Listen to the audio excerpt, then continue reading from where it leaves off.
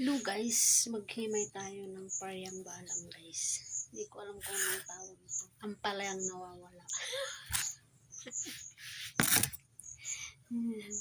Meron pa siyang bunga-bunga. Bungang maliliit na yan. Ang kagandahan dito sa bukid guys, meron ganitong paryang. Itig-ulan siya lumalabas. Ayan, himay tayo.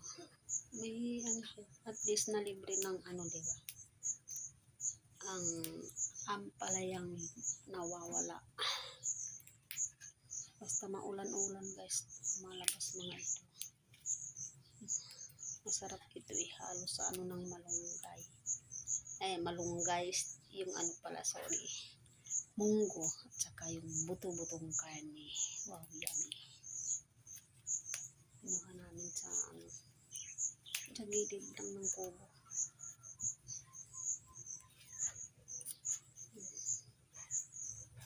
Ito guys.